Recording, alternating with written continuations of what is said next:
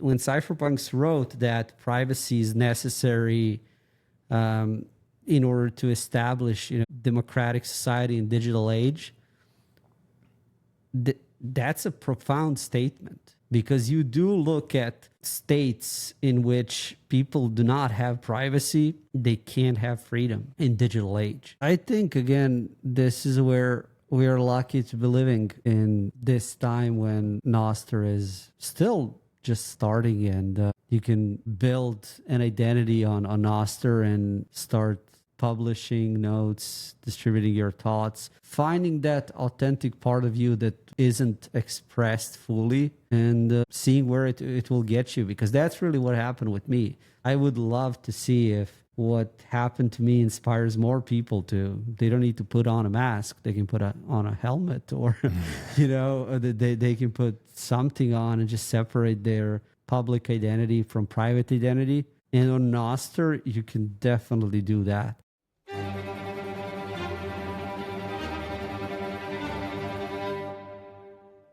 Greetings and salutations, my fellow plebs. My name is Walker, and this is the Bitcoin Podcast. The Bitcoin time chain is 861610, and the value of one Bitcoin is still one Bitcoin. Today's episode is Bitcoin Talk, where I talk with my guest about Bitcoin and whatever else comes up. Today, that guest is the one and only UNCLE ROCKSTAR. I'm going to make these intros shorter moving forward because if you're like me, you probably just skip through them anyway. So here it goes. Subscribe to the Bitcoin Podcast wherever you're watching or listening. Give the show a boost on Fountain if you find it valuable. Check out bitcoinpodcast.net for episodes and additional resources. Grab discount links in the show notes for my kick-ass sponsor Bitbox and other partners. And send an email to hello@bitcoinpodcast.net. If you have feedback, want to say hi, or if you are interested in sponsoring another fucking Bitcoin podcast. That wasn't so bad now, was it? Without further ado, let's get into this Bitcoin talk with UNCLE ROCKSTAR.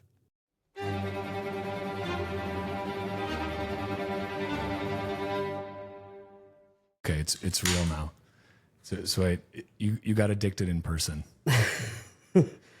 Yeah, I got addicted to in-person podcasts with Luke and Knut. Recorded an episode of that. What was it? Freedom Footprint show? Footprint, yeah. But now it's Bitcoin Infinity. Did they rebrand? Is everyone rebranding? We got Peter is Mr. Obnoxious now, which I think he's honestly such a nice guy. We'll see if he can be Mr. Obnoxious, but everybody's rebranding. I don't know. Yeah, well, I know that Knut and Luke, they're trying to go for Infinity, and we recorded an episode in Prague, and I really got addicted to in-person podcasts. So here I am sitting cross-legged at your place. We're right now at we're somewhere in Japan, I think. Yes. An undisclosed location in Japan. We are here in person. You are my first in-person podcast interview. And I can't imagine a better one. And I have to be honest, I was planning to record with you in Nashville, but I was so busy simping for Donald Trump, of course. Yeah, get on him. I was like, I will never forgive you, Walker. It was the spectacle. And I did get some pretty good seats for Trump. Oh, did you end up watching his actual speech in Nashville? but I didn't get in, especially because Secret Service loves me with masks and everything else. They're like, you're carrying bombs. I watched, and then after first few minutes, I was like, damn it, damn it, this is so boring. And yeah, I found it entertaining. I found it funny. I think Trump is a great comedian. His timing is good. Like, he knows how to work a crowd. So it was a great rally speech. Our conversation together that day probably would have been more interesting. But if we would have had it that day, perhaps we wouldn't be sitting here right now. The chaos of the universe brought us here. I will take this definitely. And the biggest thing for me when it comes to that Trump speech was that he repeated he's going to free Ross day one. So that's one of the reasons why it's a lesser evil for me. But I don't know, especially with all this launching shit going now, yeah, it's just a reminder of how messed up the whole system is and how there is no good choice. As for what Trump does know how to do, he can start a meme, man. This whole they're eating the dogs, they're eating the cats. That's really fire meme. So, yeah. Yeah, I mean, Donald Trump is like a walking meme himself, where it's like everything he does is almost this caricature, but you're like, no, this is like a real person. What I respect about the guy is I don't think he can have any like guile because he's so like he gets insulted and he's incapable of not like responding to it. Like in the debate when it's like Kamala was like, your rallies aren't even that big, and people leave your rallies. He's like, my rallies are the best rallies. And people have, they never leave my rallies. They're there for days. And it's like he can't help but take the bait to it, which I'm kind of like, oh, that's nice. But Maybe, then it's, it is a good illustration of the system that we're trying to reform or we're fighting against, because in that Fiat mindset, you can never admit that you're wrong.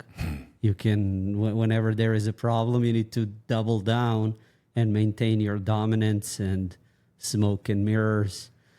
And it goes against, hey, saying sorry or changing your approach. So, yeah, that's maybe, it's not that Kamala is different. You look at her history and career, it's just that she's way more polished and she has a system behind her. So I don't know, man. I guess it will take a lot of more people, Bitcoiners, Nostriches coming together in person like you and me and working towards using our different talents, working towards a better system.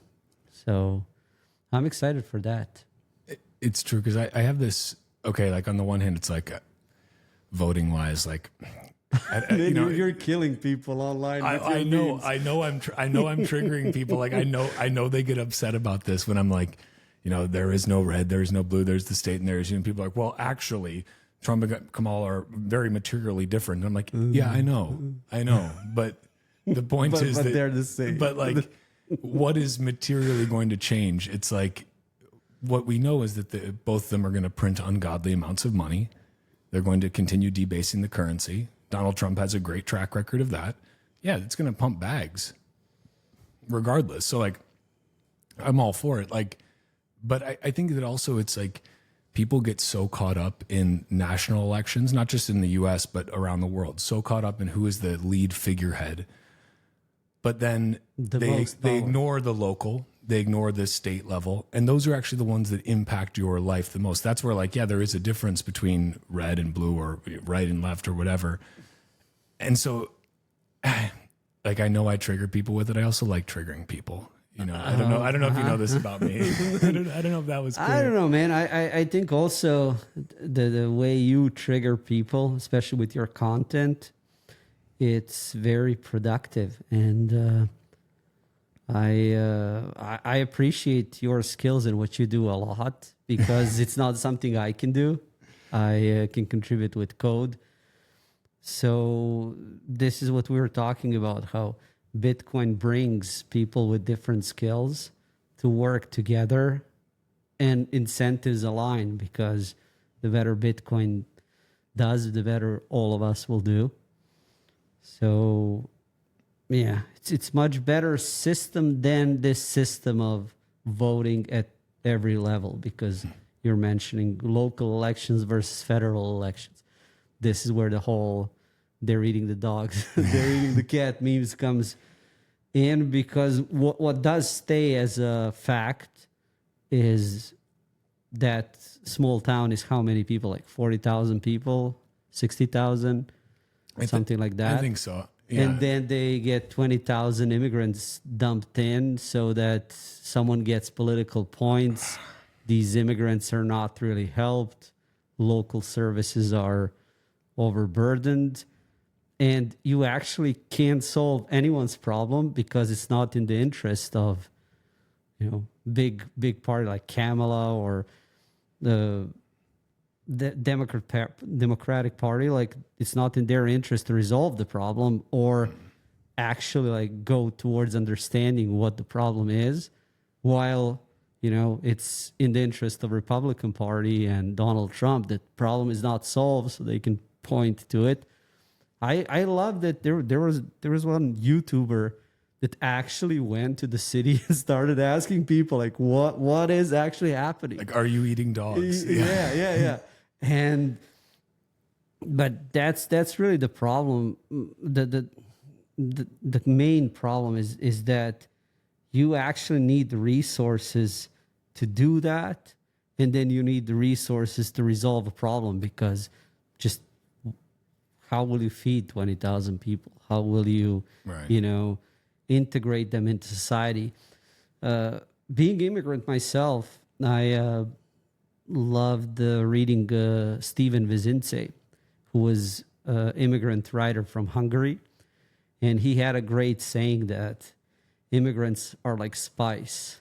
You put a little into soup, it makes it so much flavorful and better. But you put like tons of spice into soup, and you're gonna spoil it. So I always looked at it that way, because I also understand it's what Elon is saying. Everyone in the world should move to New York and Los Angeles, especially if everything will be paid, because that's where most of the power is concentrated and where money printer is.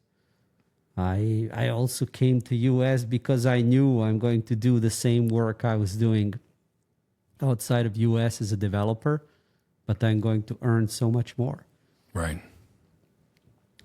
It's a wild. Okay, without like doing any doxing, obviously, can you say like as much as you're comfortable with, but like, how did you actually get here to be an open source dev? How did UNCLE ROCKSTAR become UNCLE ROCKSTAR? Like, no doxing of any sort, but whatever you're comfortable with sharing. Forbes already doxed me. So wait, did they? Yeah. They actually, one of the articles I've asked, I was just open with the editor, and but I asked like not to disclose like geography and everything else. Article came out, and there was Serbian developer, and I was okay, I guess. No, thanks for your journalistic integrity. God damn it. Yeah. No, a lot of people do get into journalism because they love manipulating information, and they love being the ones saying things to everyone else, because attention is the main currency, but we can get to that later. My story is I came to US on a work visa. A lot of developers come to US on it's H-1B visa. And it is actually, a lot of people are complaining about indebted servitude. H-1B visa is like that, actually. So if you are on H-1B visa and you get fired from the job or released for any reason, you have 1 month to find another job and complete the transfer, or you're deported outside US. So that's pretty tough for all the developers on work visa. And when they were joking with those that worked at Twitter, how they must continue satisfying Elon, or if they're fired, it's pretty much whatever life they've built up here, they're losing it.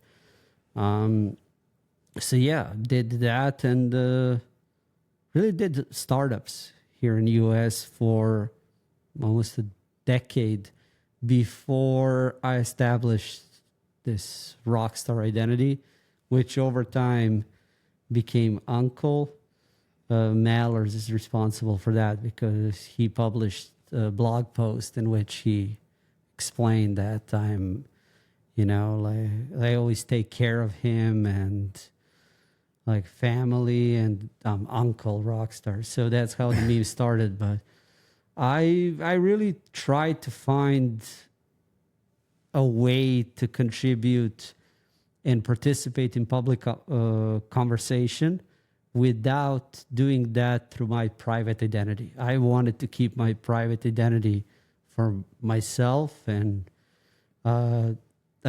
simply didn't feel comfortable doing it in that way.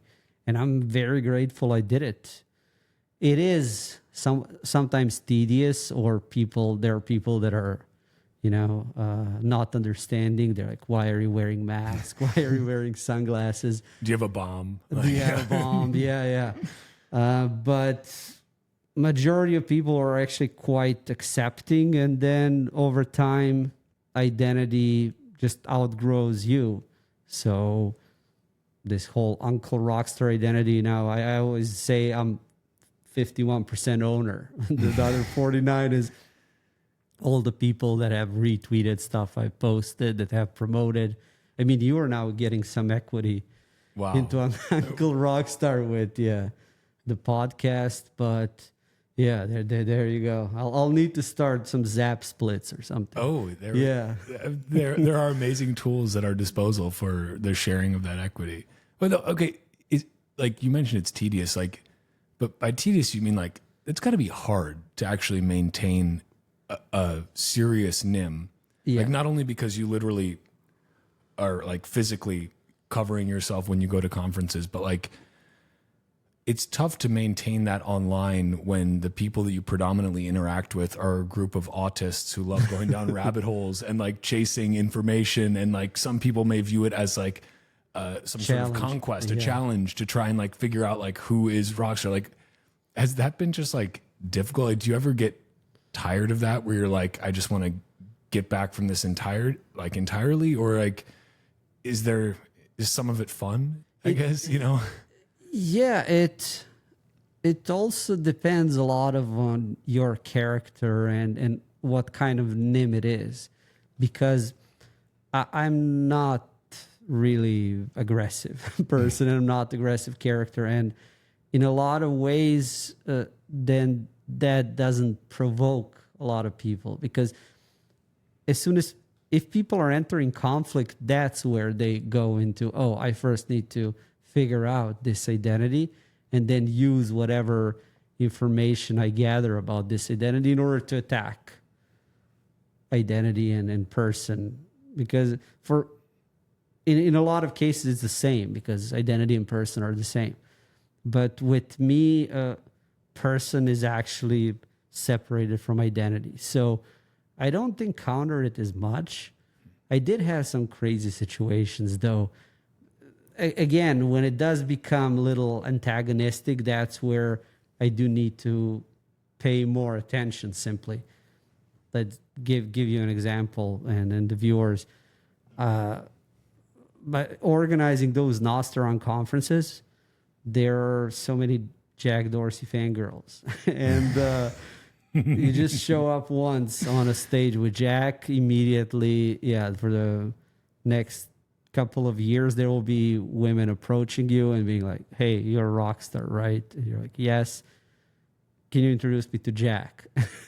And then you say, no, I can't. And they're like, please. And you're like, I can't. No, please. And what do I have to do? Yes. And there was this one that wouldn't give up.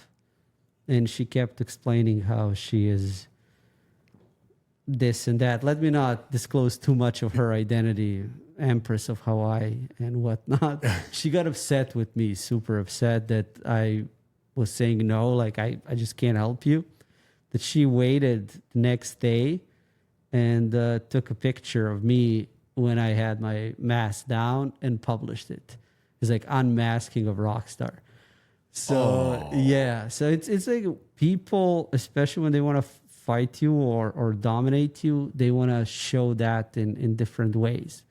So that happened. However, luckily, managed to remove the pictures, because other people, people are respectful of identities, and especially in this day and age when you have subgroup of, humans in society who are like very intent on respecting their identities. And yeah, it's like,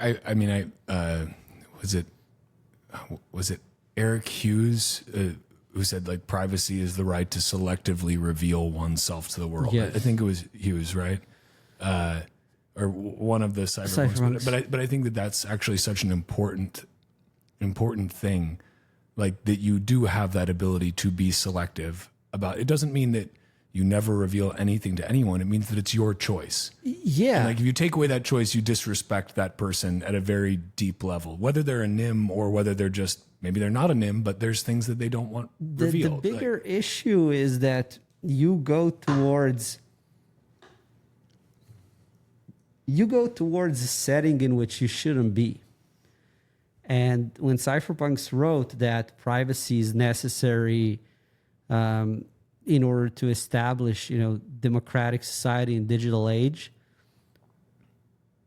that's a profound statement, because you do look at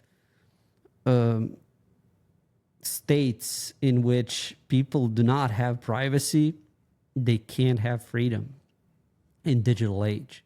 It's because in analog days of analog, and when we didn't have as many computers and technology, something would happen, and over time that something would decay. In digital age, whatever happens and is recorded, like this podcast, it will be perfectly recorded forever. You may say, oh, I'm going to delete it from YouTube, but you published it on X. If you published it on Noster, then it's much faster. You can't delete it. Someone has a copy. And that there is a huge repercussion of that. Because for most people, they're now defined by their biggest mistake that was recorded on camera. They may be a completely different person a year, 5, 10 years later, but whoever wants to dominate them can dig up that piece of information, publish it, and that's it. Or you go towards what's happening with all the algorithms and what Dorsey was saying about free will being the main thing. Is like, do we really have free will? Or we are doing whatever gets us most engagement and attention online. So to me, this is all a consequence of not having privacy on by default.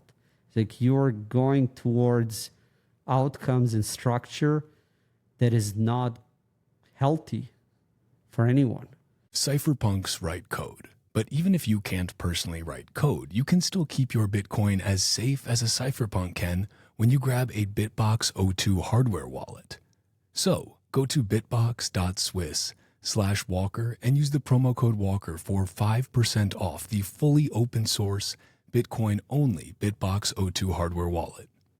Then get your Bitcoin off the exchange and into your own self-custody. The Bitbox team is honestly awesome, and they build easy-to-use, secure, open-source solutions to keep your Bitcoin safe. And not only is the Bitcoin in your Bitbox safe from, say, government confiscation, but Bitbox is one of the only 2 wallets to actually address the dark Skippy vulnerability. So you're in luck. I just had Staticus from Bitbox on the show recently, so feel free to check out that episode if you want to learn more about Bitbox and take a deep dive into self-custody. Plus, and I cannot emphasize this enough, but the Bitbox O2 is easy as hell to use, whether you're brand new to Bitcoin and it's your very first hardware wallet, or you are a well-seasoned psychopath.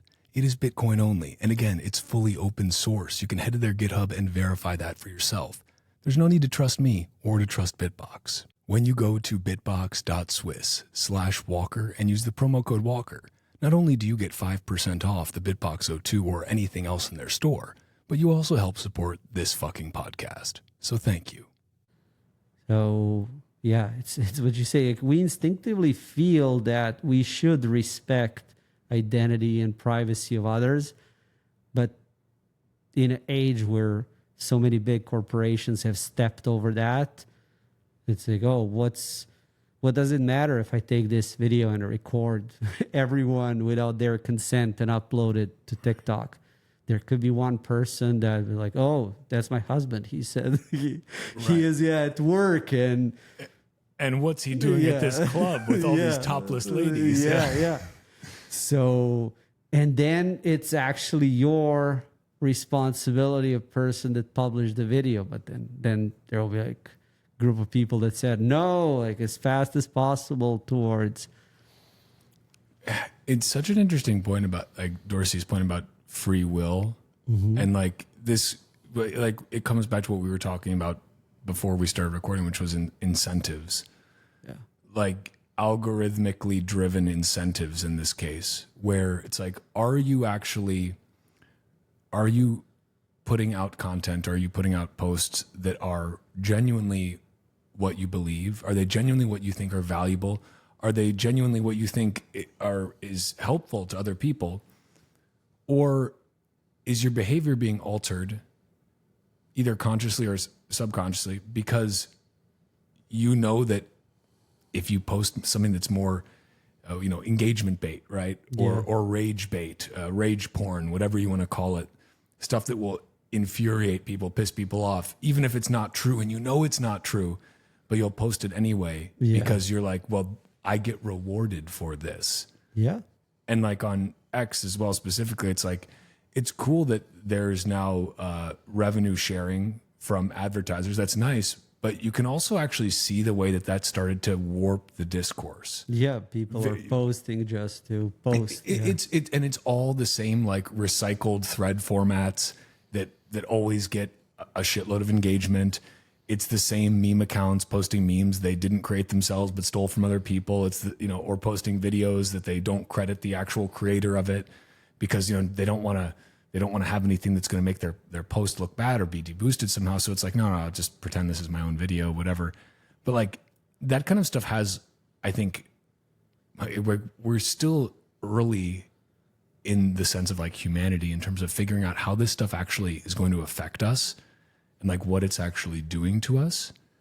And we see it to a certain extent with like just people are pissed off. Like people will say things online that they would never say if they were sitting face to face because they don't have the fucking balls to say it if they're sitting face to face. Or they will not get as much engagement. Yeah. Right. Yeah. There's no, it's like, it's the, I'm going to crack that. So much of it is performative.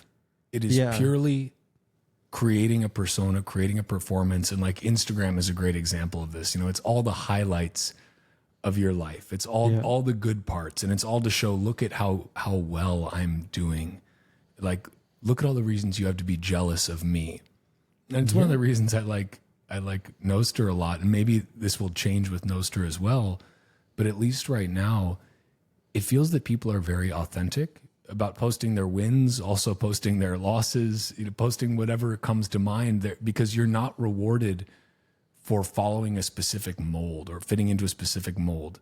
You're rewarded for authenticity, but it's young. So maybe that changes. Maybe we're in this beautiful, twilight era, and then eternal September comes again and we're no longer there and that changes. But for now it's nice. It's refreshing. I can't help to think but that Odell is gonna look at this video and gonna make fun of two of us blue checks. Oh yeah. Especially because on X the views are going down regardless of what people are posting. And sorry, Walker, I think the future influencer of Bitcoin influencer on X is a girl. Has to be to compete with Solana. That Solana girl, Solana house dominated the talk yesterday. Wait, I didn't even know what this is. No, my algorithm didn't feed it to me. So how would I know? No, I didn't know. Solana house, the girl showing the house. I have no idea what this is. Oh my God. What? Yeah. Seems, I'm assuming this is an attractive woman doing this? By some people's standards? You can just go and Marty Bent, our fellow blue check, reposted it. The king of blue checks. No, I love Marty. For me, this is why I'm extremely glad to have identity that's separate for for public and for Bitcoin, for my private identity, because it is to a degree exhausting, especially because we're all made to run this treadmill of public persona. And then, as you say, hey, how do you how do you remain relevant, which is a lot tough for a lot of developers. For me, the way that it worked always was, I always tried to make conversation not about as much me, but about some kind of project that's worthy and that I can authentically talk about, that I'm excited, So that was BTC Pay server for a number of years. It still is, when we did the whole My Trust in You is Broken documentary premiere. That was the easiest months of public posting because I love the work Webworthy did, and I can talk about it authentically excited. Yeah. I am excited to share time and space with you, man, because I am authentically, I love your content because it breaks through all the, you can see the love, you can see the care, the time that you put into it, you and Carla, to record that stuff. And then you record that stuff, you publish it, and someone is, oh, why is it Crypto Couple? Yeah. I was like, okay, yeah, we got to rebrand. So everyone is rebranding. Everyone's, but let's be honest, Carla is the real talent in that, because just being totally honest and speaking for myself, you'd rather have a woman delivering you that kind of content than a man in many cases. See, like some people, there's other people who would rather they're looking for their alpha, I don't know. man. I think a lot of ladies look at you in those videos. Boy, and here we go. When I start putting on my loincloth. Yes, yeah, I know. yes. I mean, anyways, I think the main problem though is that a lot of it's like, what does drive ad impressions, clicks, and then finally how is that financed? Because that's the biggest issue. If algorithms on TikTok and X were not optimized towards whatever are the end goals of those small group of people that own those platforms, I think we would forget the engagement farmers and trolls and those worst people that are the best when it comes to triggering others and then pretending like, oh, what did I do? Oh, I'm sorry. Oops. Because in Bitcoin, we all know who these people are, but we're all like, oh, they're okay. They're good to me. Yeah. I think that would go towards, it's just a sacrifice to entropy.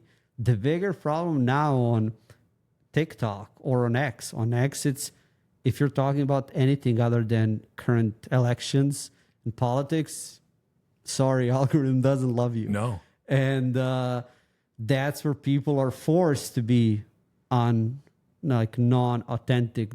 They don't talk about, hey, I published this piece of code.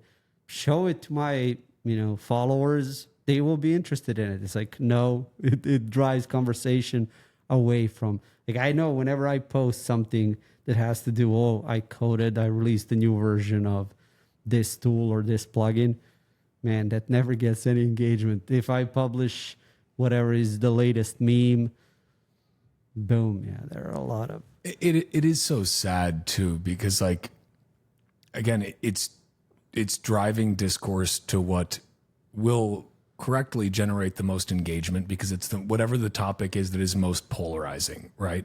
Whatever is going to get one half of people very excited because they agree, and the other half of people very angry because they disagree. But regardless, they have that desire to comment, right? They have that desire to engage. It is bait. And like, that's where it gets so tiresome too, though. Like, you find the more time you spend, I've basically gone into like a more of a right only mode on X, where it's like I publish shit there, but I try not to actually spend too much time there, like reading And other stuff, responding, you know, it's like, let me put it out there. Let me get it out there. Like, feel free to consume this. I'm just not going to consume in return. Like, I want to consume on Noster because I find that to be more fruitful for discussions. X is still, of course, very valuable from like a breaking news perspective. Absolutely. But I just try to spend less time consuming there. But I find it still it is still, although it is a centralized platform, it's an effective distribution mechanism for, you know, another fucking Bitcoin podcast or for me shilling Noster to, like, anytime I see somebody posting about the censorship is ridiculous. Like, have you heard of Noster? Okay. Like, great. Close the app. Yep. And yeah, but I don't know. I think, again, this is where we are lucky to be living in this time when Noster is still just starting, and you can build an identity on Noster and start publishing notes, distributing your thoughts, finding that authentic part of you that isn't expressed fully, and seeing where it will get you, because that's really what happened with me. That's what I would love to see, if what happened to me inspires more people to. They don't need to put on a mask. They can put on a helmet, or, you know, they can put something on and just separate their public identity from private identity. And on Noster, you can definitely do that, because on X, for me, it's been a challenge, especially during those ban years, to maintain Rockstar developer. But then, as soon as Dorsey followed all of us, we were safe. I remember when he followed Luke Dash Jr. because he would always get banned for calling Catholic Church pedos and whatnot. so yeah, we were safe. But on Noster, you actually can create identity and start posting. And if you are, you know, if you are doing that, please tag me. I'm going to repost your posts. I'm going to engage, because I love engaging with people on Noster, and engagement is much better than other platforms, because you look at something like, I don't even know if you can open an account now that's not in your government ID name. If you go on LinkedIn, you're going to get banned. I got banned on LinkedIn. I can't even believe you had a LinkedIn. Oh man, I had such a good LinkedIn. Was it under Rockstar Dev? I started it in 2000, I think in 7 or something, 2006. Yeah. So it had tons of people in the network, and I had it in my, I have one more identity that's more, it's not a Rockstar developer. It's not obvious. Kind of, yeah. Like, there are people that use John Doe. Right. So I had that, but I renamed it to Rockstar Developer, immediately banned on LinkedIn. I'm like, okay, yeah, you did me a favor. But you can't do LinkedIn, you can't do Facebook, Instagram, can't do any social media unless you send them your ID. And that's going to be a huge problem, because once you do have that public presence tied to your ID, can you really say, can you honestly say, hey, this is how I feel on this subject? No, it's, especially all the people are tied to you, and then it's kind of like prison, really, the way that I see it. I was getting from X, because, you know, I'm a cuckold blue check, but, you know, I was getting like I'm proud blue check, I was getting like decent payouts for the ads and whatnot, but then they started implementing, like, you need to add your ID in order to do this, and I was like, oh well no, I'm just I'm just not going to do that. And, like, I think they still paid out for a little while even without the ID. They initially were using that they were using some, like, Israeli company with, like, some strange ties to Mossad. Then Elon got pushed back for that. They changed it to, I think, Stripe. But even so, it's like, well, no, I'm not gonna do that, because, like, it's not worth it for me to tie that my identity to my private identity. Yeah. Like, my real name is Walker, but my real last name is not America. You know, so Really? I know. Oh my God. Maybe I should just legally change it. Maybe that's the move. You just legally change your name into your NIM. Like, I don't know if that's better or worse though, actually, because then I guess it's still like in the US, it gets tied to your social and all of that shit, which is just a terrible. That's a whole different rabbit hole. It's like Social Security was never meant to be a universal identifier. And then we just used it, and we're like, oh fuck, I guess this is the only number we have for all people, and like I guess we'll use this. But it's like, it's so bad. It's such a huge honeypot, and it's like leaked all the time. It's like, what? This is what happens when you give government too much control of identity. Like they will fuck you over. Like every time. At least they didn't tattoo it on us, but like they're close. Soon enough. Right? Soon enough. No, that's exactly what cypherpunks were meaning when it was said that privacy is necessary, for democratic society to exist in digital age. It's because all this data, like information, is toxic.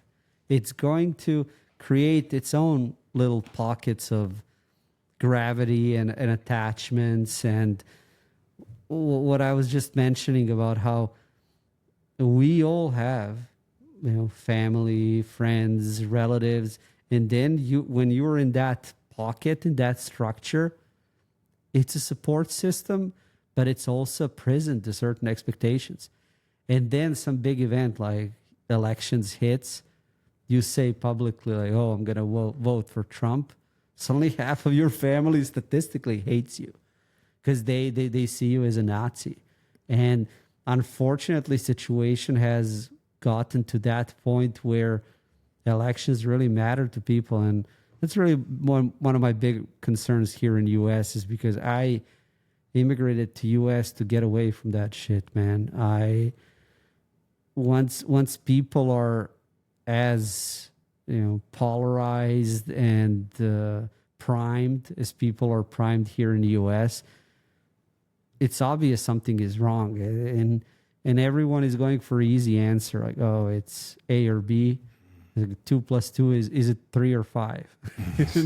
And you can try to explain it's neither, but people are like, no, I want the answer because of this velocity we're forced to run. What you're saying with Social Security numbers, man, it was never meant to be used like that.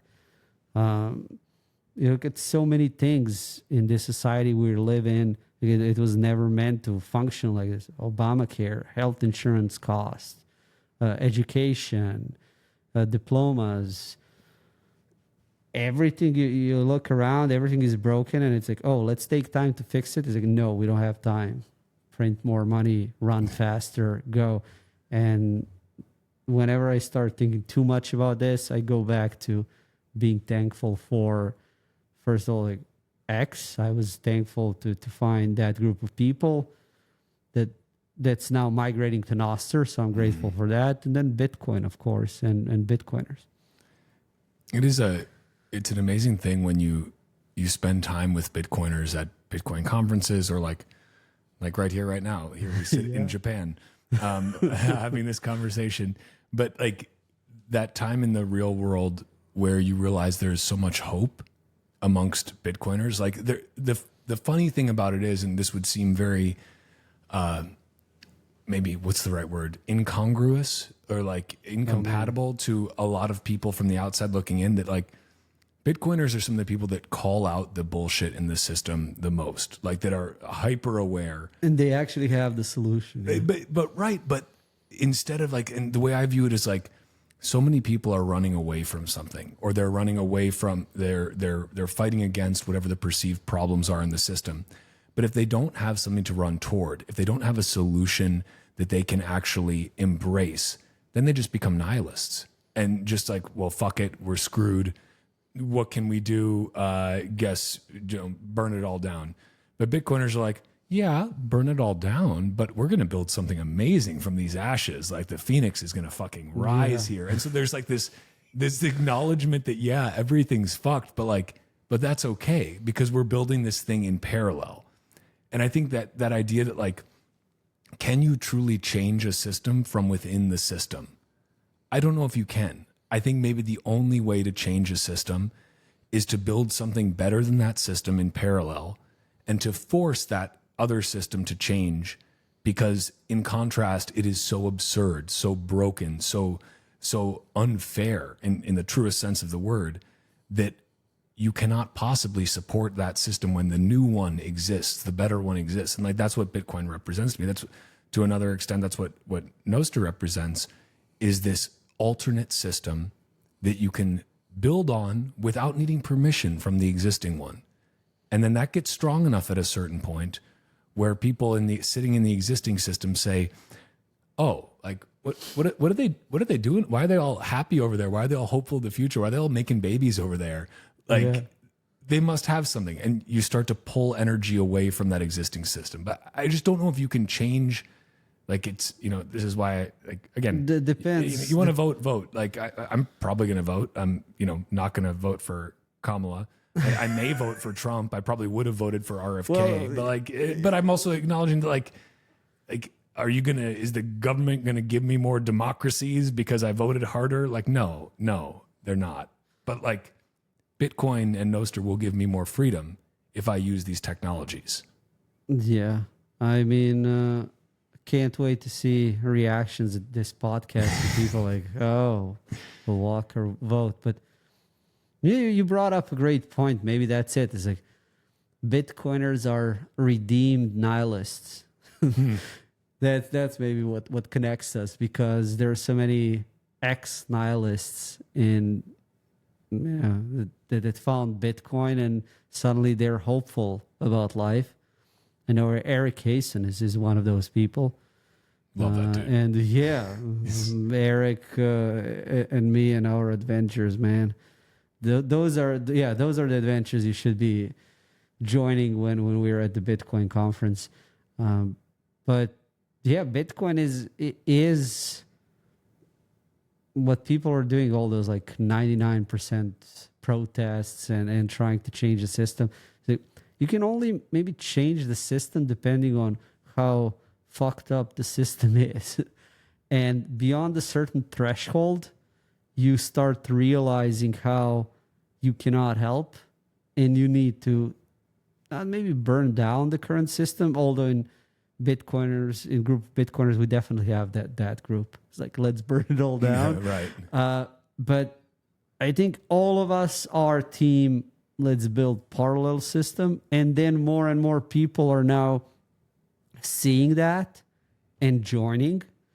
And this is why after Nashville, I was even, and I wouldn't call it depression, but lethargy. And it was very reflective.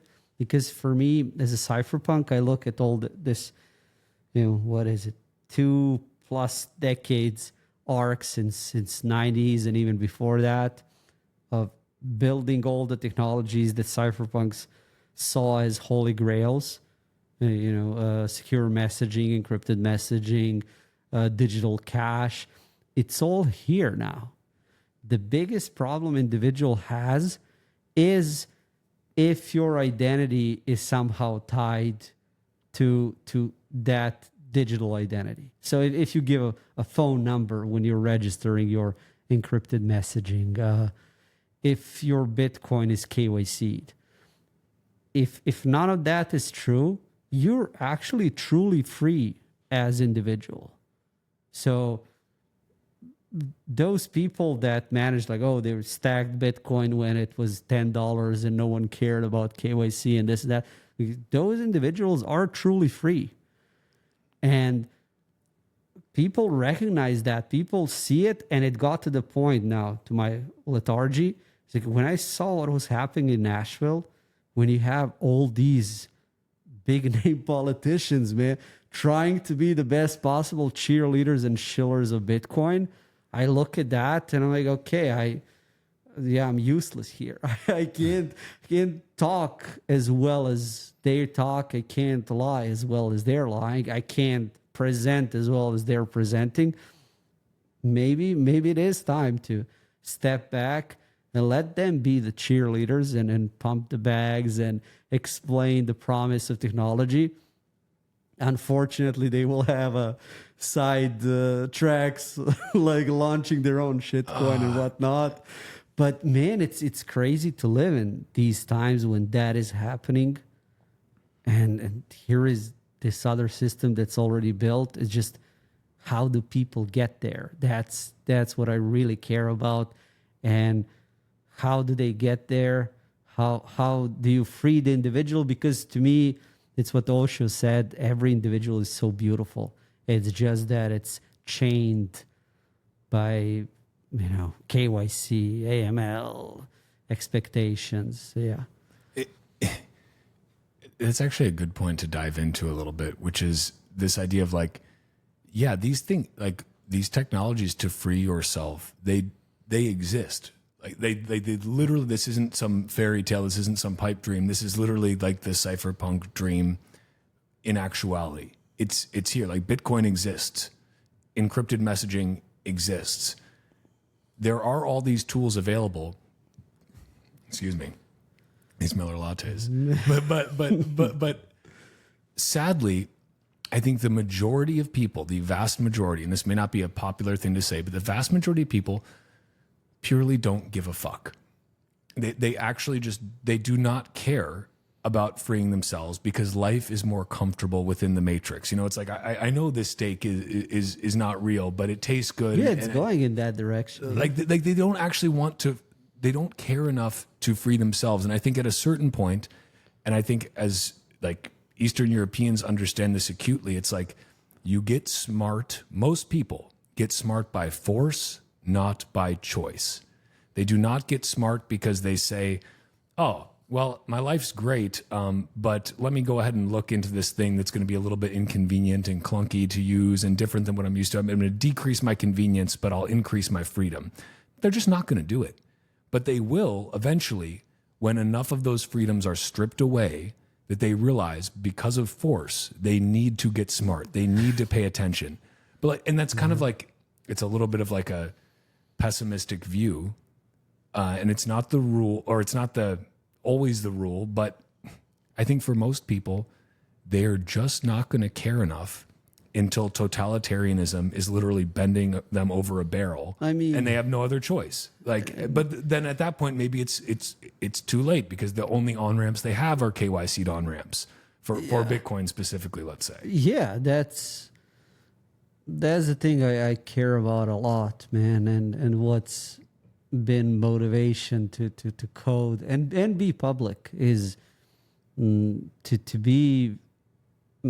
to find a way to preach the good word and try to motivate others to find a way out of that situation. But what you're saying, for most people, they don't care.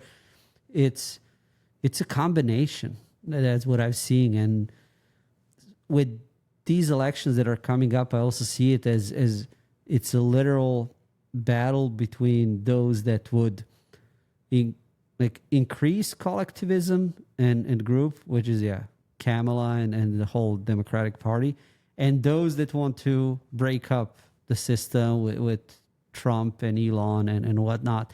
And it's obvious which has more sympathy. It's definitely like the whole break down the system, decentralize, go in that direction. But I think we're at the point where, for a lot of people, it's, hey, like, I'm part of this big group. I want to keep, building up the state, getting it bigger. I will be a good soldier in that system. I will be part of the matrix. Like, steak tastes this well. Matrix like, beef's delicious. And media is on our side. We're the good guys. Like, all of you others, like, you're Nazis. the people are really starting to believe that. They do not. And to some point, I understand them, because if you start questioning that narrative, this group is going to immediately reject you. They're going to cast you out. So you better keep saying all those lines and being like, hey, no, I'm a good person. I'm an ally. Keep me in. Because these people are evil. So there is that group of people. But I think the more aggressive and antagonistic it becomes, the bigger the percentage of people will be that are just sick of it. I don't want to live like this. I don't want to have a LinkedIn profile on which I need to say all the right things in order to get a job. They're going to feel that pull of being an individual and be like, hey, I can live in a system where I can be that individual. And this is what's natural and intuitive to me. And I think technology will follow that some way. Now, the big problem is that obviously when you look at the state of economy and that I don't know how much more this whole dollar money printing and exporting of inflation can go, because whenever people are saying, oh, the biggest export of U.S., I would say it's the inflation. That's what allowed U.S. to live as good as people lived here compared to the rest of the world. But now you have China, you have Russia, you have big conflicts. So, yeah, man, that makes me really pessimistic on what happens, especially with insider trading of politicians. And that is one of the most absurd things that still happens, and not just of politicians though, but of Federal Reserve presidents. I didn't know about that. This is something. These stories were not widely publicized, but there's two of them that I know of. One, Eric Rosengren, the other, Robert Kaplan. They were both Federal Reserve presidents. I forget of which of the 12 member banks of this Federal Reserve cartel, but both of them were caught basically insider trading ahead of major Fed policy decisions during COVID. Like they were caught, and they both just resigned, and I think went back to work at whatever Wall Street firm that they worked at before they were Fed presidents. But it's like, this is literally insider. This is worse than Congress people insider trading, because these are literally the people who control the money printer. Yeah. And they were caught insider trading, but they were like, oops, okay, we'll resign. And then the Fed was like, we've implemented stronger ethics rules. It's like, well, if your fucking ethics rules worked, then they would have worked. But they didn't, because they're just fucking made up rules that nobody actually enforces. Nobody, like, those motherfuckers should go to jail for this. No. Walker, you and me, we should quit with this podcast and see how do we get employed by Federal Reserve. I mean, LinkedIn honestly, profile, how do we get closer to the money printer? Like, that's the name of the game. It's nuts that's like, that's not a huge issue for the majority of people. Like, for that people aren't like, wait, hold on a second. You can't even catch up. Yeah. But there's like one news article posted, and okay, these guys resigned, and that's that. Did you catch the game last night? But like people don't care. The media has you can't incentive. catch up. That's what I was gonna say. The second group is I see so many people that are genuinely interested in all these topics that we're talking, like with Cypherpunks and how to set up your life so that you can defend your individual, like be more of a sovereign individual. Like I see a lot of people that are interested, but they don't have time, they don't have resources, they're working 2 jobs, they don't even have health insurance. It's insane what's the percentage of people that just are made to run this rat race and the treadmill of just sustaining themselves. And to me, that's really like when you see the percentage of those people increasing, that's how you know system can't last much longer, is because everyone is twitchy, upset, telling others what they should do while they themselves can't sustain. So I don't know, man. What's that one? Is it like Stein's law? That's like if something cannot continue forever, then it will stop. I need to look up. Maybe it's Stein. I could be making that up, but it's the idea that if something cannot continue forever, it will stop. Like, yes, this is correct, and it feels like that's what we have with this disgusting fiat system of hamster wheel. But like at a certain point, the hamster wheel stops spinning because the hamster just dies of exhaustion, right? Like the hamster just falls flat. You can only pump it full of cocaine for so long to keep it running. And then it just fucking falls over, dies. Experiment done. We need a new hamster. And man, it's always before coming to US, I was had so many expectations and visions, and it's like, oh, US political system with the separation of legislative, judiciary, like wink, wink, executive. Yeah. Man, I actually, from outside, you guys had the great marketing with the CNN. And it's like, oh no, that this actually exists. But coming here to US, I realized it was all about the fact that the economy and ingenuity of entrepreneurs here in the US was creating economy again that was growing faster than the political apparatus was growing. And unfortunately, a political apparatus is growing so much that it's now outpacing economy. And this is where money printer gets turned on. And these big systems, they're never good. Again, the ingenuity of America was those 50 states and different laws and smaller local politics, federal government separate, like keep it small. Yeah, that's coming to an end, man. And hopefully it will be willingly and not through some kind of like Kamala gets elected and they charge Trump with more crimes. The crazy dude starts fighting back. Elon joins in. Yeah, it's crazy. Like I believe that basically every revolution, like big revolution in history, is basically a monetary revolution at its core. Like you look at the fall of the Roman Empire. You look at France during the French Revolution. Like people, if you read the history books, it's like, oh yeah, all of a sudden people in France just didn't have food, and so they revolted. It's like, well, why didn't they have food? Well, it's because France started debasing the assignat, however you'd like to pronounce it, and they started debasing it more and more and more, and they started confiscating lands. They confiscated lands from the church. They did all these things to try and back the assignat, and then they couldn't do it, and they just kept debasing it and debasing it and debasing it. And they started price controls, and they tried to, and what did those price controls do? But they went up the supply chain, and then you had shortages. And then people literally did not have any food because nobody was incentivized to produce anything because the prices were controlled. And then you control the price of labor to try and do that one final step. And then they start cutting people's heads off because they're like, we don't have any fucking food. Like, we are sick of this. We're not going to abide this. We're going to fucking, let's kill all the people who we deem were responsible for this. Maybe.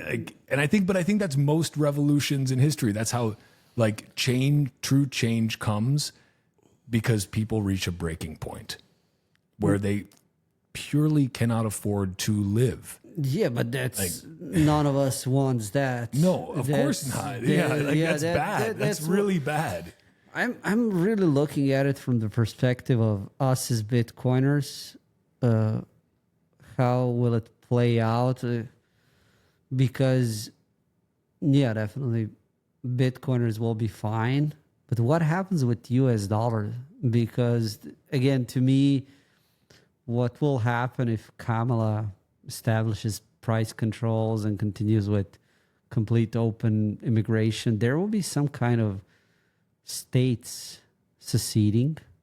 That game theory, but this is where US dollar states would already seceded if there was no US dollar. US dollar is such a powerful tool. Yeah, what comes then? Because when states secede, they will still want dollars.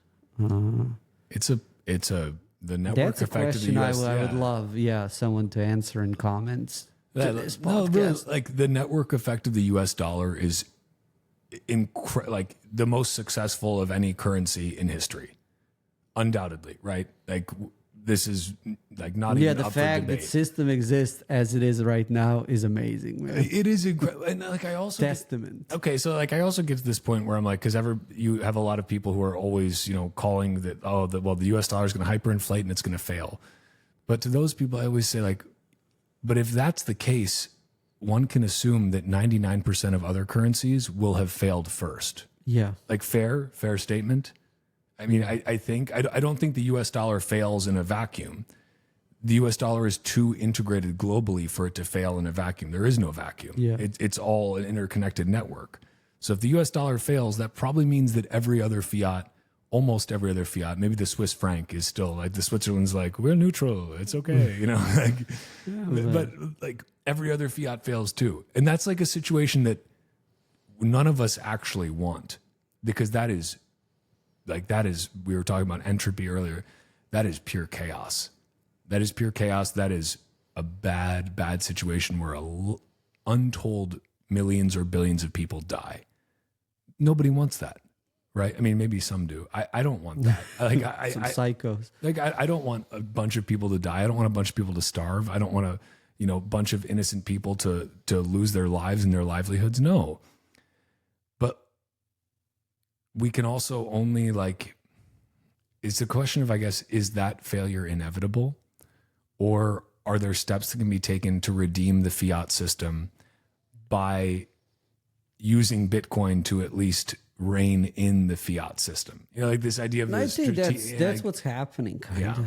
Is you look at, as I was saying, others witnessing what is happening in Bitcoin ecosystem and joining in, realizing that is the future, and then some of them are good actors like you, and then some of them are not good actors like Trump launching their own shitcoin, or Charles Hoskinson, or all of the people that are looking for a way to maximally profit individually. Hex guy, whatever is his Richard name. Hart. Richard Hart. And the real problem there will be, how do you cut through all the generated content, influence of other people, and create a little pocket of time space for yourself and people you hold dear, and sustain through all the chaos. So in that sense, yeah, it's great that Bitcoin exists, because there's that great saying that, will the government regulate Bitcoin? Is like, no, Bitcoin will regulate government by enforcing fiscal discipline, because at a certain point you will have politicians try to take Bitcoin from people, tax it, and they will not be able to do that. So yeah, man, I can only hope that transition is seamless as it possibly can be, but maybe it will be if we get just more politicians LARPing on Bitcoin and getting invested in Bitcoin. We'll see. It's a good point, because it's like Bitcoin doesn't need politicians, but ultimately politicians realize they need Bitcoin, right? Or they need Bitcoiners. And you look at the number of Bitcoiners, which is relative to the general population fairly small, especially the number of hardcore Bitcoiners, but it's an exponentially increasing amount of economic power. Yeah. And also meme power. The Bitcoiners are amazing at memes. That's the thing. Bitcoiners meme with the best of them. And so it's at a certain point. Yeah, I have a good story on that. Oh, tell it. Yeah. Especially because a lot of people seeing me being cypherpunk are like, oh, why Rockstar are you hanging out with this politician or that politician? Like, hey, man, any politician that's ally of Bitcoin, I'll at least listen to them. And but some politicians I actually quite like. I must say, Cynthia Lum is being one of them, because she's just a lovely lady. I met her cool. several times. And sorry, everyone. Yeah, I'll just simp for Cynthia. Yeah. But great story with her. We were at Bitcoin Commons. Parker Lewis, Mayor Lewis, inviting everyone. Future politician. Watch that. Parker will be a politician.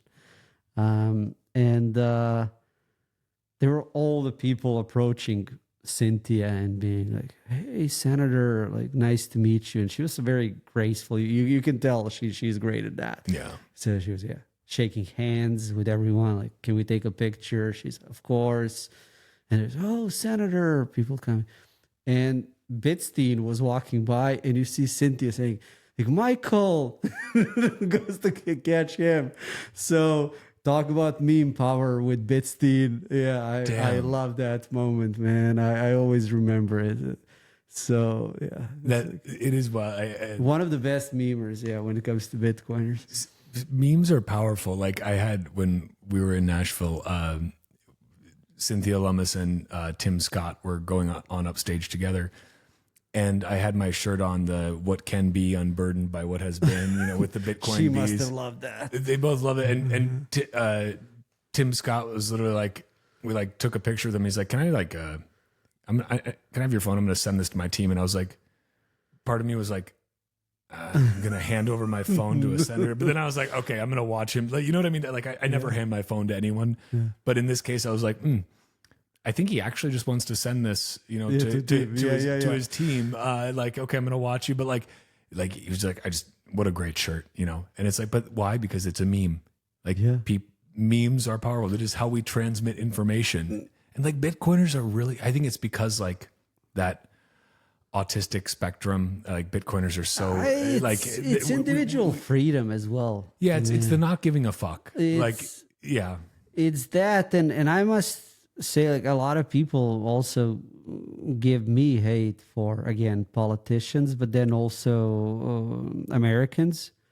The whole deal being, Americans are stupid, Americans are this. After immigrating to U.S., I've realized it's not that Americans are stupid, they're just practical. They're much better than the rest of the world when it comes to, this is what I care about, or I don't care about this. Versus, especially if you're from Eastern Europe, there is that culture of collectivism where everything matters. Everything is, your responsibility. It needs to be morally sound. Here you have, porn stars, and they can be on TV show like anyone else, especially in this day and age. And that's the whole thing. And when I immigrated here and saw that there are people in America that are fighting for individual freedom, for Bitcoin, against US dollar, I'm going to respect those people way more, because those people could have just taken, the easy way out, open a LinkedIn profile, go with, I'm going to get employed by Fed, and just push the big state, print more money. But no, those people are staying on the side of individual freedom and fighting for that. Like, kudos to them. So huge respect. Do you think that we have enough people that are actually capable of like writing freedom tech code? Like, cause like you are a dev, like you like Cypherpunks write code, right? Yeah. Like, yeah, I cannot actually be a cypherpunk because I don't actually write, like, beyond my C++ from, back in the day. Like, I can't with like, AI now, you would surprise yourself. well, at least I understand, if then else, for loops and whatnot. But like, beyond that, I'm like pretty illiterate. But like, you actually write code, right? And like decades. None of this stuff actually happens without the people that are writing code. But like, also like, you're writing freedom tech code, and that's one of the reasons that you remain as a pseudonym, because we've seen what's happened with various people writing code that the government doesn't like, and they will come after these people. Like, especially when that code has to do with money, right? Like that's where they really that's where they really care. But like,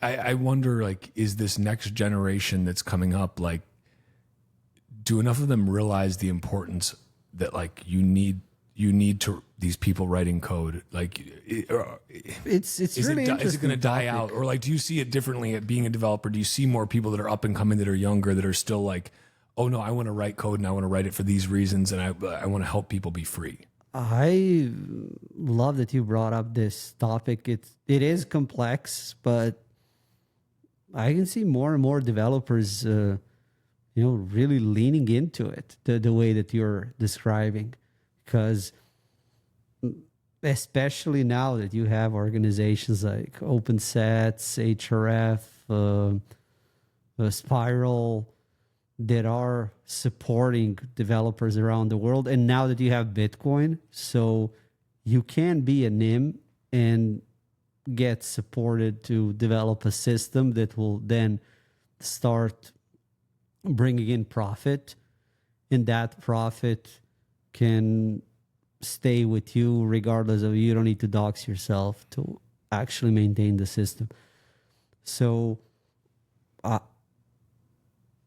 I honestly, I hope there will be more and more NIMs, because on the other hand, I have talked with a lot of developers that feel the pressure of seeing fellow open source contributors getting jailed as a deterrent to their own work. Because when you're a developer, you really need alone focused time, and anything that encroaches on your mental state and then focus is very disruptive. Plus, majority of developers are introverts, so any external threat, especially threat of Craig Wright, that's now gone. That was crazy one. I don't know how many people realize, but a lot of developers were, personally, privately sued, and the only reason why I didn't have it more in news is because people were already sick of it. Even the stuff that was public, there were lawyers and other developers that were handling the cases, and every other day corresponding on court case. So fuck that guy. Well, he definitely got fucked. Yeah, so that's good. Well deserved. But that's one guy.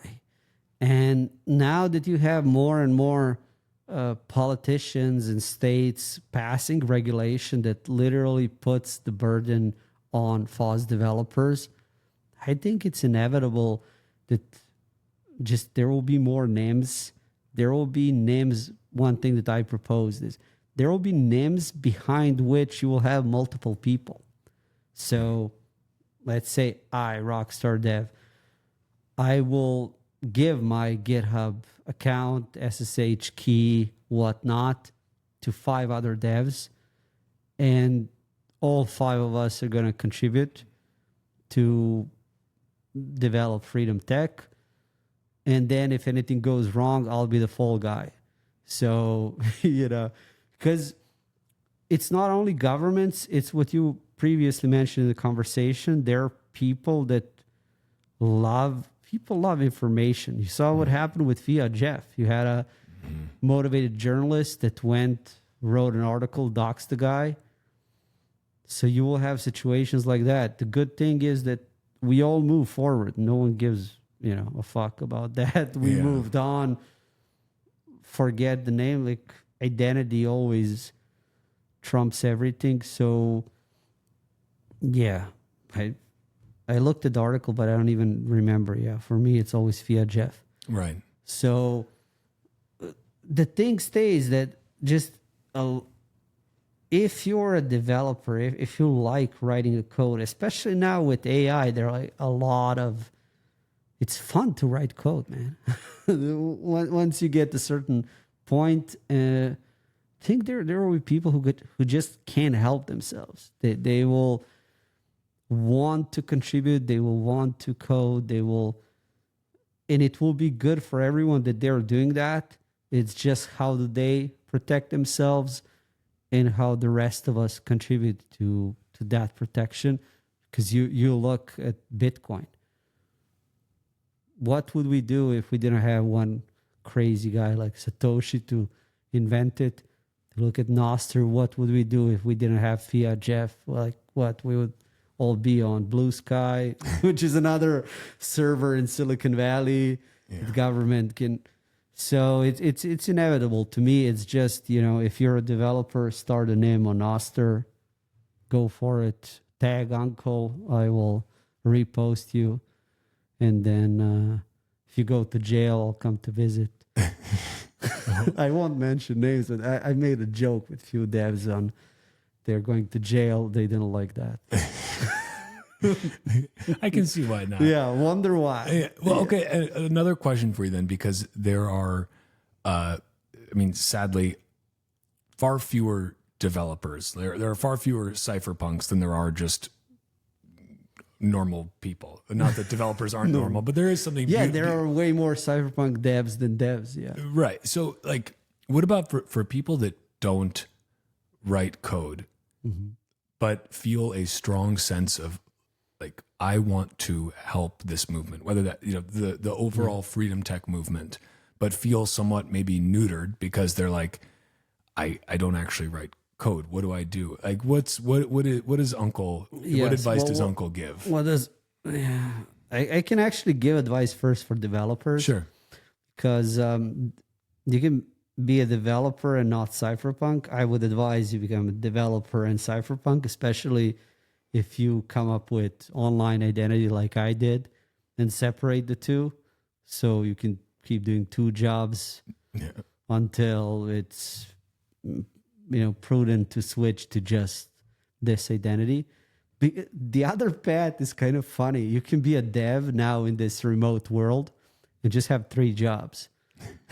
So you collect, 500K total comp, and the meetings are a problem. You just need to find a good engineering manager or PM that will not saddle you with meetings, or you can be disagreeable dev that's like, oh, I'm not doing meetings. Yeah.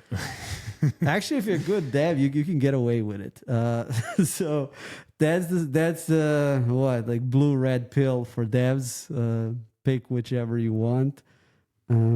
For people that are not developers, there is a saying that cypherpunk write code, but I often say that for me, cypherpunks control information. It's code is really a way for you to influence way more information and automate that like flow of how you're taking inputs and producing outputs. In this day and age now, so many people are controlling information through the content that they create, and they're having way more impact than a lot of self-professed cypherpunks that are writing tools and cryptography, because previously it was like I needed to code a tool that will allow me to securely communicate with you, and I needed to publish that. When you look at cypherpunks of old, especially, you look at someone like Julian Assange. He can code, but he's really good at distributing information, and he was too good for his own good. So grateful that fight is over and he's free. So there is that component, and anyone to me that likes the creed of cypherpunks wants to contribute to privacy of everyone, individual freedom, which is what it's all about. Find your unique way to control information and distribute it in the best ways possible. And you will be contributing to the movement. If you really want to code, try out Claude AI. It's actually really good. The code it produces is much better than 60-70% of developers produce. Right. Yeah. You can give it image and say, give me this page in React. It will produce very good code that if you understand concepts, you will be able to use. Now, will it be able to teach you different encryption or hashing, algorithms? No. But if you start talking with it, conversing, it's never been easier to become a developer. There's so many good courses. There are now great IDEs. A lot of people, I haven't tried Replit, but I've saw rave reviews. For me, I've tried Claude, I've tried GitHub Copilot, ChatGPT. Blown away, man. Blown away, but what you can do. I do hope actually that the future will be such that not all of us will need to become developers in order to write our tools to securely communicate and interact with digital money. But yeah, if you want to explore that will mean that, you know, our UI UX failed. But yeah, if you want to go in that direction, never been a better time to learn. So you know, they used to say, you know, oh, learn to code, but it's like now it's like learn to pseudocode, basically, you know, like because there are these, you know, AI based tools available that can help you. It's much easier because you look at someone like me, you would need what? Now it's, man, soon enough I'll be like 3 decades of coding. Yeah. But what I have learned over that time span, and then all the little heuristics and tweaks that is a result of doing one startup that had over 1 million users, then doing another startup, then you look at something like Strike now that most of the people watching podcasts probably know. Like, I coded the back end of that whole thing. And sure, I needed the experience that I got. I needed a good team of colleagues. But when I look at tools like Claude, when I look at new IDEs, I'm pretty optimistic that someone that invests, you know, 2 years into it, that they will be able to do the same. And the feedback loop is so much better right now. And there is also this paradox in programming that I always tell people that are interested when it comes to hiring developers. You know if someone will be a good developer right out of college, like after 2 years. There is no such thing as someone that started coding, sucked first 5 years, and then suddenly, like in year 10, they're like amazing developer. No, and when it comes to engineers, if they're great as a 25-year-old right out of college after 2 years, they will get a little bit better, but that's it. Like, people in coding really quickly achieve their ceiling, and with tools that are now available, yeah, you can achieve that ceiling much faster than you could in my time, which was, you need to buy a book, go through the book. What's a book? It's a book, yeah. 6 CDs, install your... Actually, like 3 CDs were all documentation that installs locally because you couldn't search online. And then Stack Overflow days. I don't know if you remember that. I do. There you go. Yeah, man. no, I was like, will I be boring people with all of this? No, or it's actually good advice? I love it because I think this is actually really useful for people to hear. Yeah. Because I think there are a lot of people out there who want to find some way to contribute or feel like I have this idea, but I'm not a developer. I can't figure this out. I need. I would really encourage those people to try Claude. But that's the thing. Like, and of course, there's like, you know, perhaps there's also like this other risk of like too many developers don't have, like in the future, I mean, don't have the skill of somebody like you who actually understands how everything works on the back end, and they're relying on these models to tell them how to write code, and that has its own risk. But like right now, at least, these tools are very useful. In a, like, you want to deploy some code, they can help you. Like, you need the idea, you need to figure out how to interact with these tools to get the most out of it. But they exist and they're out there and you can use them. And like, you are not, sitting there, just completely helpless. Like, even if you don't write code, you can figure out ways to write code. Yes, and let me offer one more path, which is internship, apprenticeship. You even look at what I've done in this identity.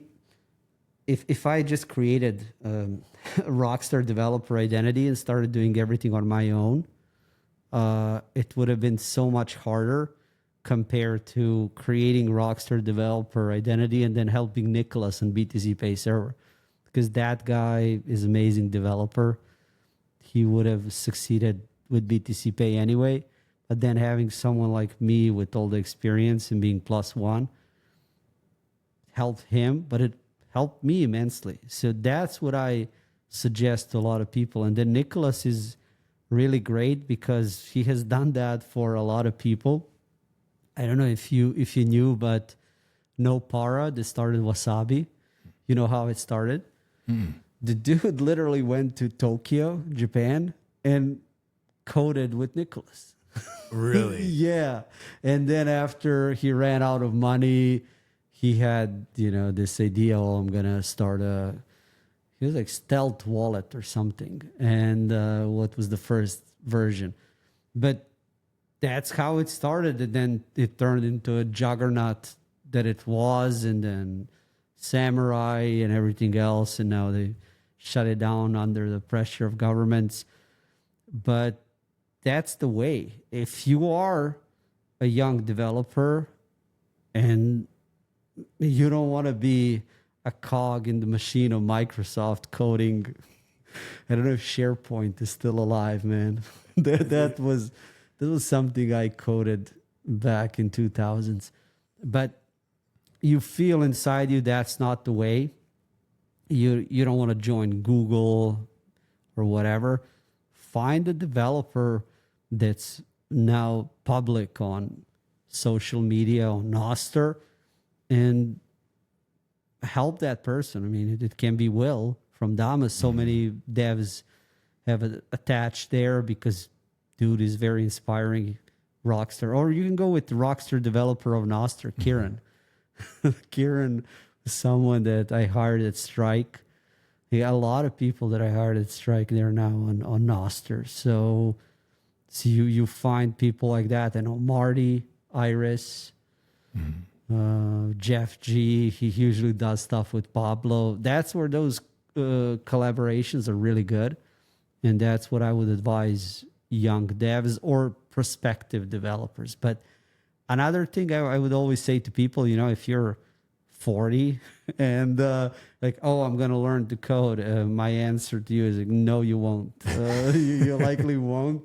There is a reason why you formed like this person that you are right now. Find what are your skills and go for it. I would more go if you're 25 up to 30.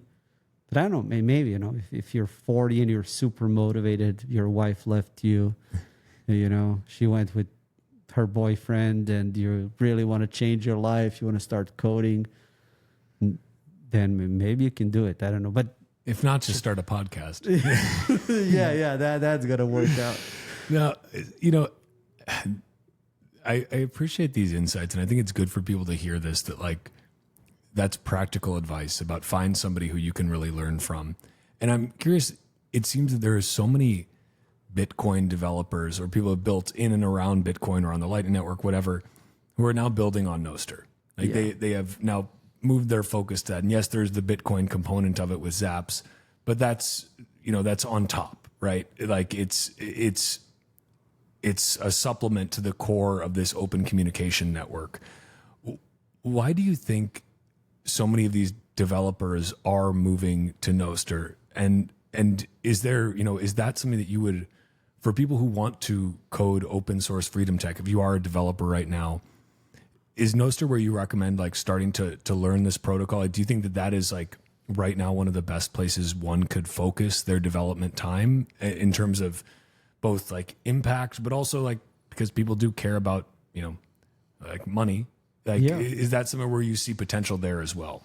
Yeah. First of all, thank you for bringing up these subjects. Usually when I come to Bitcoin podcasts, I can talk Bitcoin number go up and whatnot. I'm pretty passionate about these topics and I've lived them. So love to talk about it, man. I think a lot of it, developers moving, Bitcoin developers, former ones moving to Noster, has a lot to do with their social network and then seeing success. I mean, Noster, people are like, oh, Noster is dying. Noster is falling back to blue sky. I was so glad to see Jack posting, no, Noster is not losing anything to blue sky, which is what I agree with. It simply isn't. It's different model. Noster's time is now, and if it's literally like you discovered Bitcoin in 2012. So all the developers that joined Bitcoin Core and started contributing in 2012, those people are legends, and they're sued by Craig Wright. So you have your ups and downs. But that's how I see Noster. So if you're a developer and you can contribute to Noster right now, absolutely. If you can also look at the building blocks that Noster needs and then go deeper and contribute deeper in the stack, that for me is underutilized strategy right now. Especially, I saw that OpenSats now started that long-term grant for WireGuard, and the guy that maintains RNG in the Linux kernel said, I can just see future with way more Rockstar developers.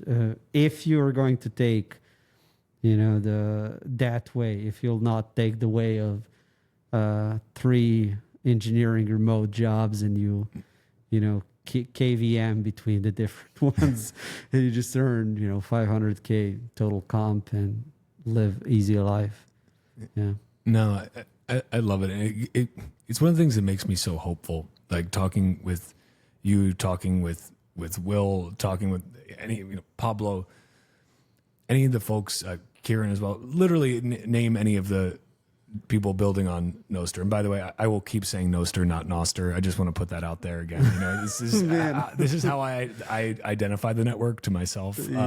But beside the point. But it makes me so hopeful because these are people that literally are brilliant and could be writing code anywhere and choose to right now take let's say a pay cut. They could be working those 3 remote jobs and making $500,000 a year, but they're not, because they see something here that is so powerful, that has so much potential for the future, and they're choosing to take that.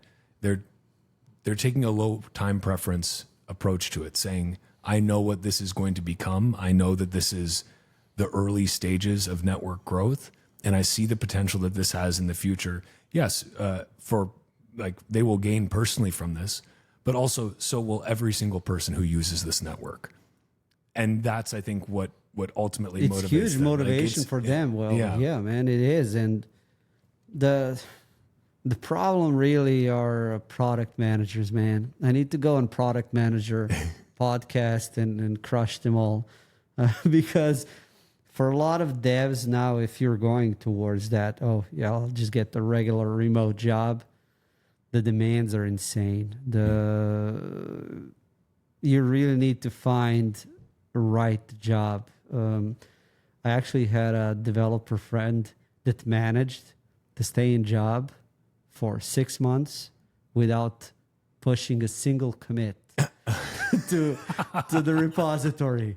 It has to be some kind of record. When he told me, I congratulated him. Wow. And then he put in his resignation. His manager was like, no, you got to stay. You're one of the best developers we ever had. So by the way, everyone, all developers watching this podcast, it's the trick is insurance companies. So the older the tech, the better. Especially if you get all the way into COBOL or something like that. And so there is that, man. But there is nothing like, especially when you're a developer, when you're coding and designing and shaping the experience for which people developers on Noster are doing for so many people. And you publish something and it's instant feedback. It's so organic. I love it. And I'm sure I don't code as much on Noster. So most of my contributions nowadays are limited to BTC Page Server and plugins. But must have been great for Kieran is if you publish an update and you have so many people yelling at you that it's broken.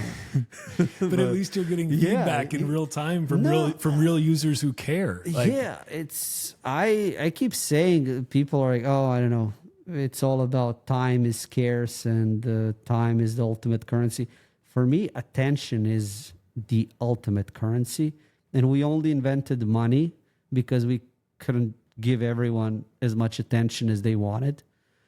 And when you're now someone like Kieran who does Snort, it's so much attention that must be great, feeling great to code. But at certain point, it must also cross the boundary where you're like, oh, this is too much attention, because we're all different types, and then you need to be extroverted in order to be able to appreciate and process tons of attention. Well, you know, speaking of attention, I appreciate you sharing your attention and your time with me. You know, I always say Bitcoin is scarce, but Bitcoin podcasts are abundant. And, you know, you've shared your scarce time with me on another fucking Bitcoin podcast. And I think this feels like an appropriate time to start a wrap up. But I would ask, is there anything that we didn't discuss or anything else you want to impart with your uncle wisdom upon folks before we wrap things up and fly back to America from Japan, which is where we are right now, of course. I mean, we're staying here for the Tokyo Bitcoin conference, yes, right? Yeah, of course. After that. I mean, we haven't touched upon entropy.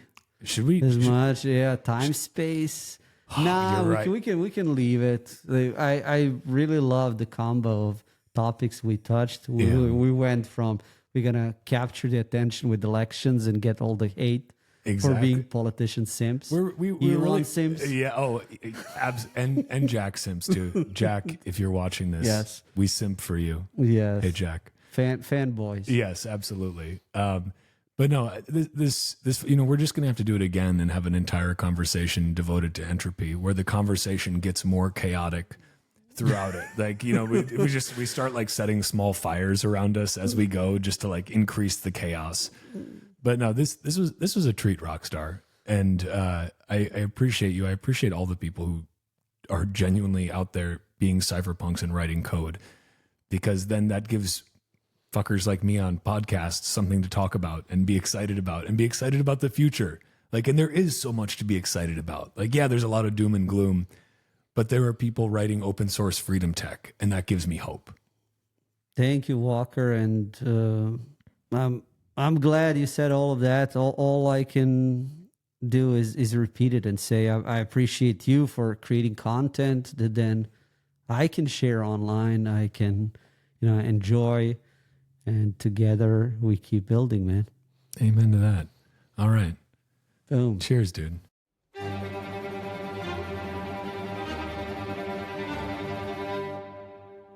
And that's a wrap on this Bitcoin Talk episode of the Bitcoin Podcast. If you are a Bitcoin-only company interested in sponsoring another fucking Bitcoin podcast, head to bitcoinpodcast.net/sponsor. If you're enjoying the Bitcoin Podcast, consider giving the show a 5-star review wherever you listen, or sharing the show with your friends, family, and strangers on the internet.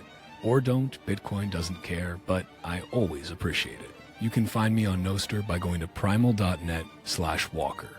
If you want to follow the Bitcoin Podcast on Twitter, go to @TitcoinPodcast and @WalkerAmerica. You can also find the video version of this podcast at youtube.com/@WalkerAmerica and @WalkerAmerica on Rumble. Or just go to bitcoinpodcast.net/podcast and find links everywhere. Bitcoin is scarce. There will only ever be 21 million, but Bitcoin podcasts are abundant.